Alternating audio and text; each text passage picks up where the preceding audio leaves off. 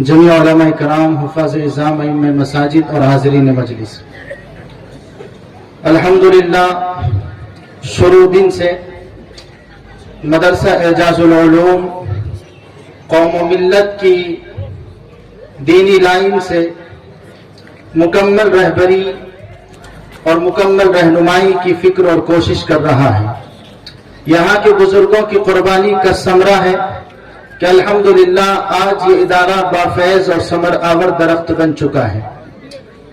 मदरसे ने जहाँ इकामती तलबा के लिए बेहतरीन तालीमी निज़ाम या मुहैया किया है, वहीं पर मदरसे की नज़र उन करियो देहात पर गई कि इलाका व अतराफ के कई ऐसे देहात हैं जहाँ मुसलमान तो बसते हैं लेकिन दीनी तालीम से महरूम हैं, और दीनी तालीम से इनका महरूम होना यकीनन ये बहुत अफसोस की बात है।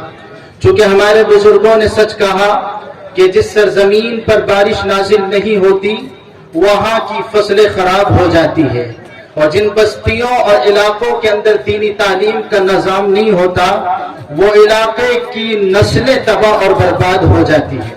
इसलिए मदरसा हाजा ने इस बात की शुरू दिन से फिक्र की है।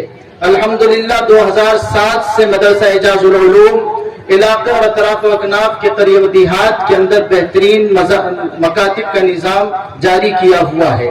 लॉकडाउन तक ये निज़ाम माशाअल्लाह बहुत बेहतर अंदाज में चलता रहा। लॉकडाउन की वजह से मुतासिर रहा। बाद में फिर अस्सिरे नौ इन मकातिब के निज़ाम को शुरू करने की नौबत आई।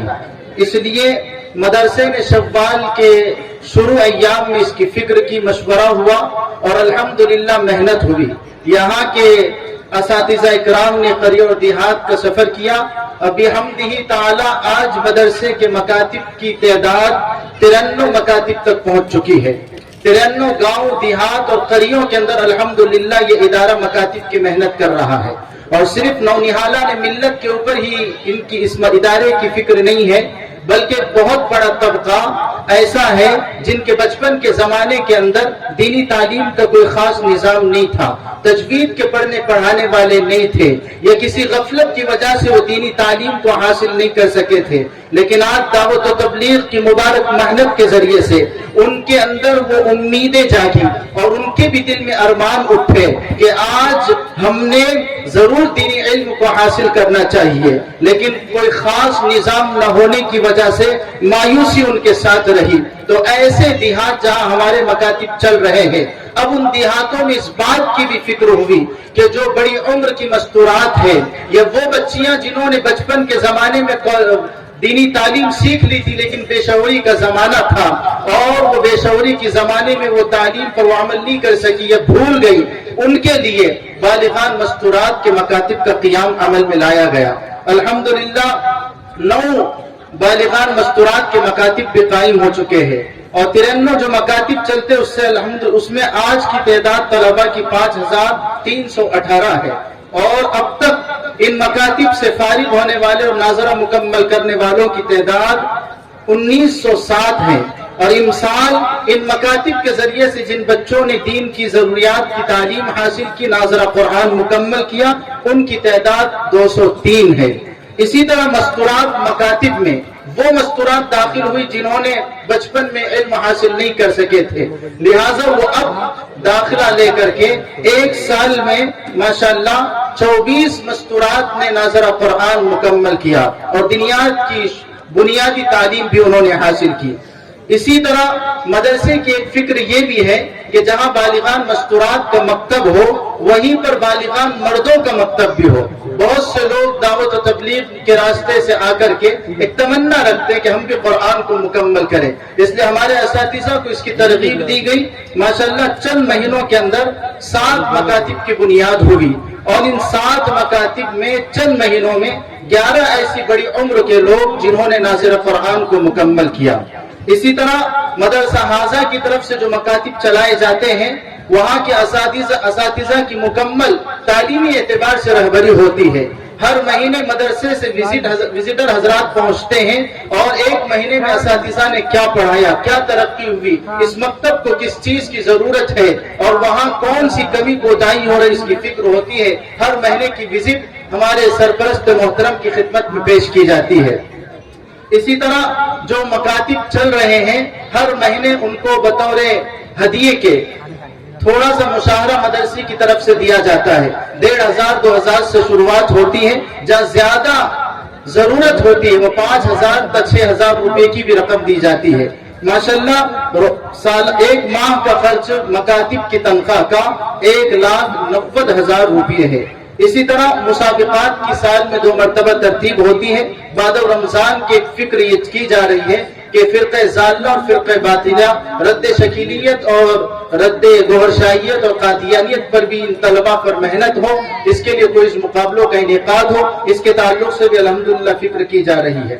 ہر ماہ اساتذہ کو مدرسے میں بلایا جاتا ہے، صاحب نسبت بزرگوں کو بھی بلایا جاتا ہے اور ان کی سرپرستی میں ہر ماہ ان کی تربیت کی جاتی ہے۔ طریقہ تعلیم کا نظام بتایا جاتا ہے، موجودہ حالات میں بچوں کو کون سی تعلیم کی ضرورت ہے وہ ان کے سامنے رکھا جاتا ہے، اور ہر مہینے اساتذہ اکرام کی بزرگوں کے ذریعے سے تربیت ہوتی ہے۔ اس طرح ہر مہینے ماشاءاللہ جوڑ ہوتا ہے۔ آنے والے تمام اساتذہ کو اہلیان قرآن کی طرف سے اعلیٰ ضیافت کا نظم بھی ہوتا ہے۔ اللہ تعالی ہمارے معاونین کو جزائے خیر عطا فرمائے۔ عزیز ساتھیوں، اب تک ہم بہت مشکلات کے دور سے گزر کر اس نتیجے پر پہنچے کہ 93 مکاتب کا خرچ اور ان کی رہبری کر رہے ہیں، لیکن اس نظام سے متاثر ہو کر علاقوں و اطراف کی بہت بڑی تعداد آج ہمارے سامنے کھڑی اپنے تقاضوں کو لے کر۔ ہمارے مکاتب ضلع اورنگ آباد، ضلع احمد نگر اور ضلع ناسک تک پھرے ہوئے ہیں اور مزید کے تقاضے پے در پہ آ رہے ہیں۔ ابھی ہمارے پاس 50 مکاتب کا تقاضا ہے۔ کئی لوگ ہمارے پاس درخواست دے چکے ہیں اپنے مکاتب کے الحاق کی، لیکن خرچ نہ ہونے کی وجہ سے اور اس کے انتظامات نہ ہونے کی وجہ سے ہم اب تک ان کی درخواستیں قبول نہیں کر سکے۔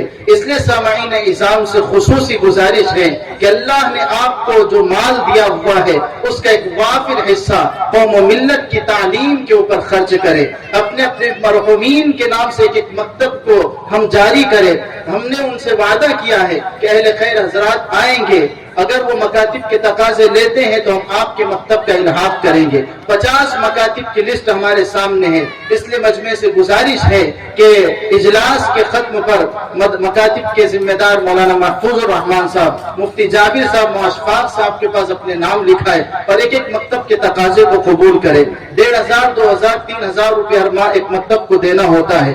کیا بہتر ہو، کتنی اچھی بات ہوگی کہ ہمارے مرحومین کے نام سے ایک ایک مکتب ہم علاقے کے اندر شروع کر دے، وہ بچے پڑھتے رہیں گے، وہ دین کی تعلیم حاصل کرتے رہیں گے اور ہمارے مرحومین کو قبروں میں اس کا ثواب پہنچ رہا ہوگا، وہ اس دین پر عمل کرنے والے بنیں گے، ان کے لیے وہ صدقہ جاریہ ہوگا۔